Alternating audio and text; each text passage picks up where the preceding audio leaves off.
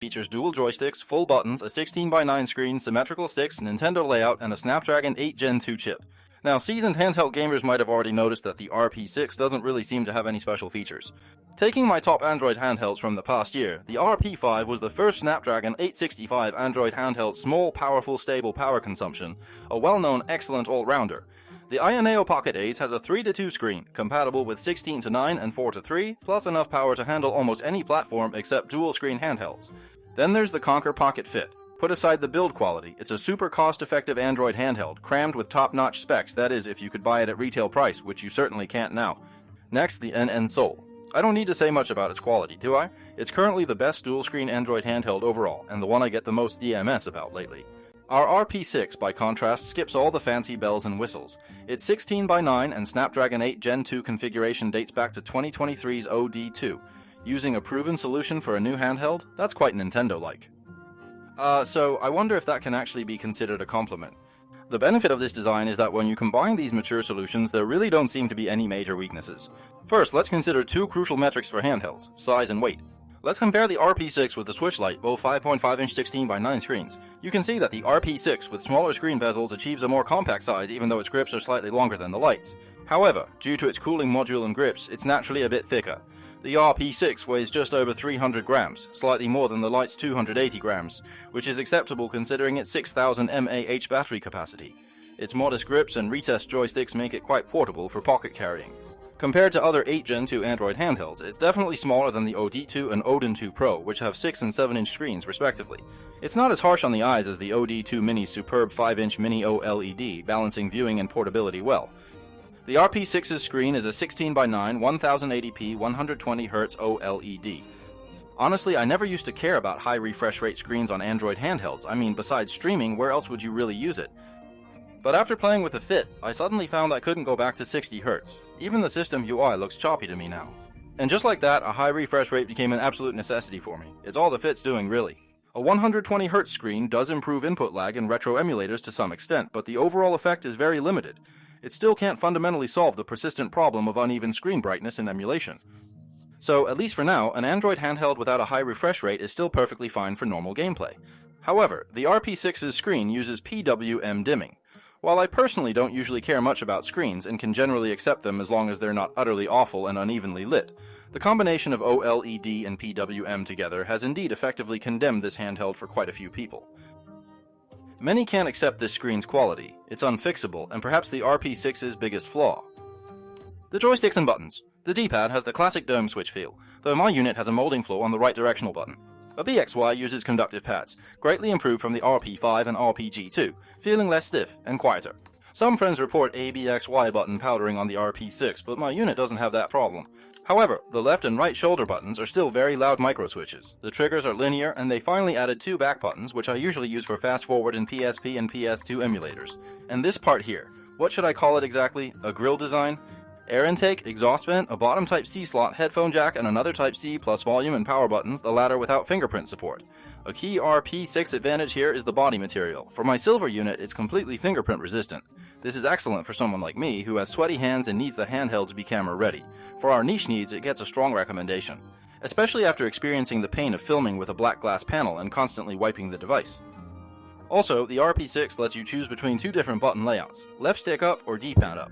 Very few devices offer this option. I think only the 2 generations of the KTR one support it. I know most people are probably used to the asymmetrical layout with the left stick on top, but for me, especially with these Android handhelds that focus on retro gaming, a symmetrical layout just feels more appropriate. I wonder if anyone else feels the same way. Besides the D-pad and ABXY buttons being on the same level, which is better for playing retro games, let's take Monster Hunter on the PS2 as an example. In this game, attacks are primarily controlled by the right stick. Even if you use enhanced lock-on and switch to button-based attacks, freeing the stick for camera control, your right thumb will still be constantly fighting for input between camera movement and attacking. Plus, the L1 and L2 buttons are almost never utilized. Therefore, using the C grip, where you control the D-pad with your left index finger, is still the best way to play PS2 Monster Hunter. Overall, giving players more options like this is a great design.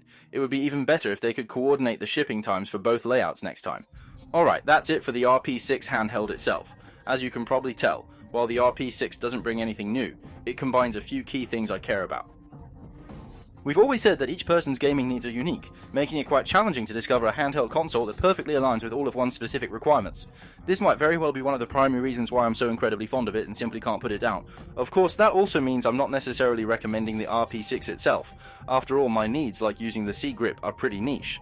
So while the RP6 is perfect for me right now, it might not be the right fit for you watching this, right?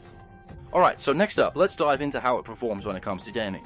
The Junction 2 is 3 years old, but Android handhelds were still praising the 2019 Snapdragon 865, selling for 1500 yuan just a year ago.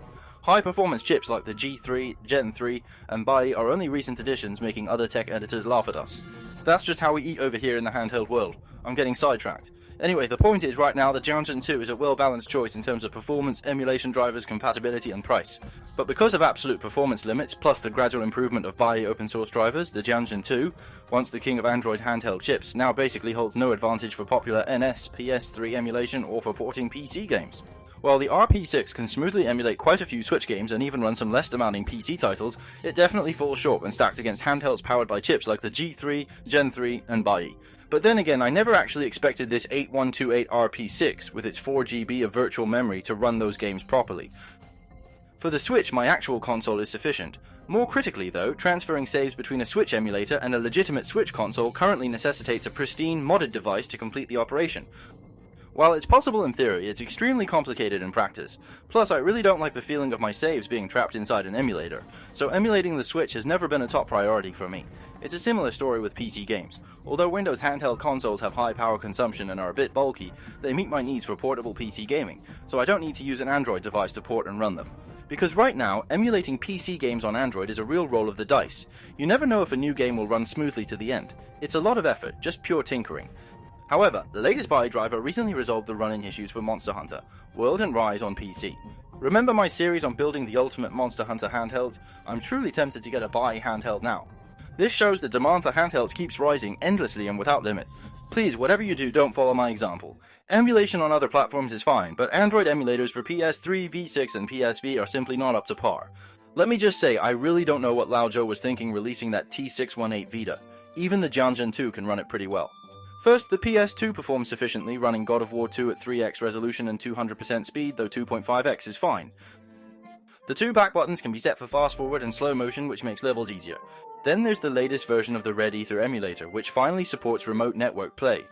This provides a massive upgrade for PS2 emulation of certain online games, such as Monster Hunter. It's also a key component for what could become the ultimate Android Monster Hunter handheld in the future. Then for 3DS, it's still Monster Hunter XX, still G-Class mech, 4x resolution, stable 60 FPS. Occasional drops are due to the patch, not the console, same for all handhelds. For a 16:9 widescreen device like the RP6, you can arrange the screen side by side with a bezel, or simply cast the screen to play 3DS games on it. It's worth noting the RP6 has off-center C port, making it incompatible with the RP extension screen. This is just more proof of Retroid's sometimes silly designs. There's a saying, a name can be wrong, but a nickname never is. Next, the PSP has a 16:9 screen and symmetrical layout ideal for emulation. The silver model's build and materials are quite reminiscent of the actual PSP, and it blends in pretty well with this case. For these retro platforms, since finding games with RetroArch is tough, we'll install a Pegasus G frontend to assist launching.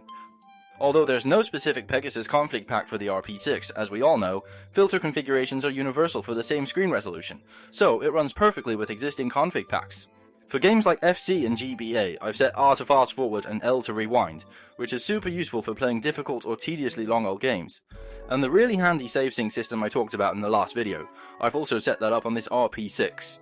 If you're interested in that, it'll depend on the response to this video. If it does well, I'll make a detailed written tutorial for you all. So, to sum it up, the RP6 is frankly not innovative at all. The device itself doesn't have any standout features, nor does it bring anything new to the Android handheld scene, but it happens to piece together the few things that perfectly suit my needs. Good portability, Jiangzhen 2 level performance, a symmetrical button layout, and so on. Ultimately, it became the one handheld I couldn't put down during the New Year holiday this year. Of course, I'm pretty fickle in my affections when it comes to handhelds. Who knows, in a month I might be all about the Odin 3, haha. But the RP6 handheld has obvious flaws. Its OLED screen uses PWM dimming, it's fingerprint resistant but slippery, and the USB-C port is incompatible with its own extension screen. However, the biggest flaw, which might be due to increasing memory prices, is that these handhelds recently have all been following a pre-order and batch shipping model. You either wait ages for delivery or pay a premium for a used one. This purchasing method severely degrades the experience for handheld consoles, often an impulse buy. It's tough to recommend these scalped models, forcing you to pre-order or pay extra, right? This is another potential powerhouse hampered by supply issues. I hope my handheld console selection strategy helps you find a gaming-specific handheld console that fits your needs. Okay, that's all for this episode. Thank you for your likes, comments,